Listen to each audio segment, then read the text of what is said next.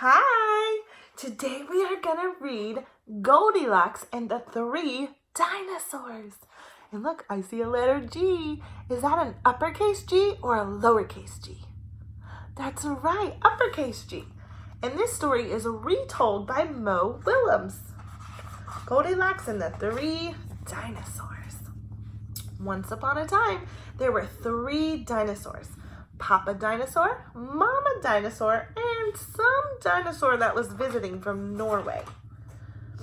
One day, for no apparent reason at all, the 3 dinosaurs made up their beds, positioned their chairs just so, and cooked 3 bowls of delicious chocolate pudding at varying temperatures.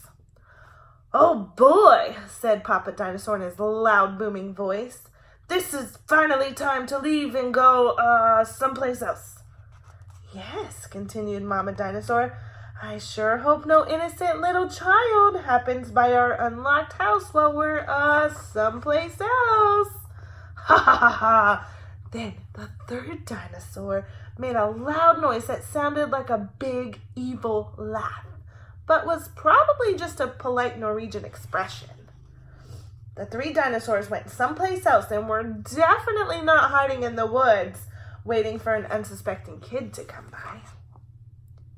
Sure enough, 5 minutes later, a poorly supervised little girl named Goldilocks came traipsing along.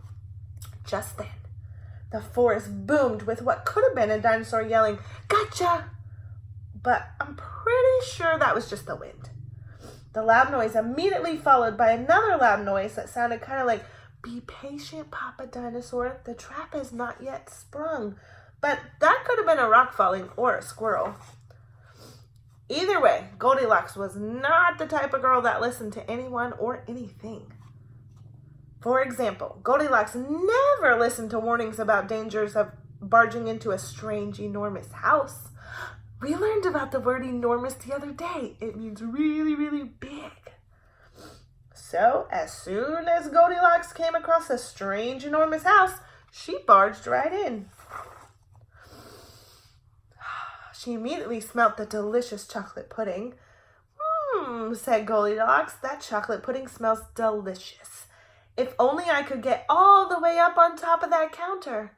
Then Goldilocks noticed a very tall ladder that just happened to be there and certainly was not left there on purpose.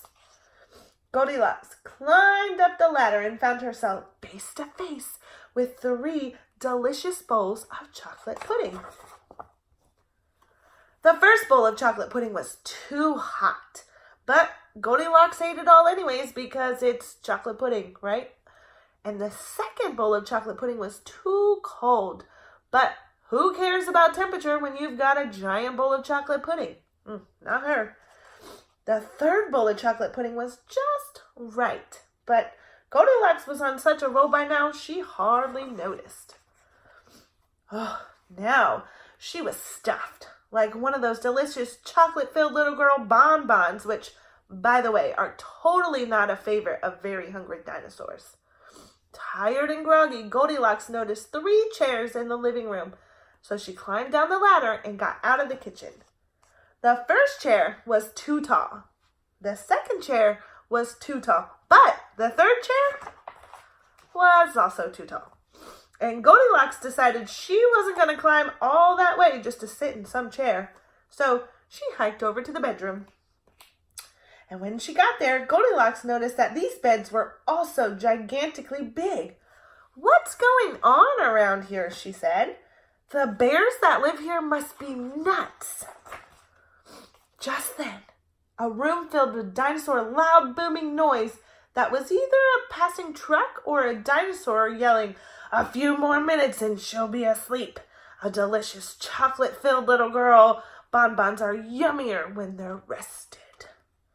Even a little girl who never listened to anyone or anything had to hear that. Goldilocks took a minute to stop and think, which was a lot longer than she was used to stopping and thinking. "Hey," she said to herself, "this isn't some bear's house. This is a dinosaur's house." Say what you want about Goldilocks, but she is no fool. And as quickly as she could, she ran out the back door and got out of there. Then a loud plane flew by, which sounded pretty much like a trio of dinosaurs yelling, "Now!" or "Charge!" or the Norwegian expression for "chewy bonbon time." Suddenly and completely coincidentally, the three dinosaurs rushed through the front door, but they were too late. Goldilocks was gone, and that was all that was left in the house for the three disappointed dinosaurs. The end. And the moral of the story is, if you ever find yourself in the wrong story, just leave. And the moral for the dinosaurs is, lock the back door. Thank you. Bye.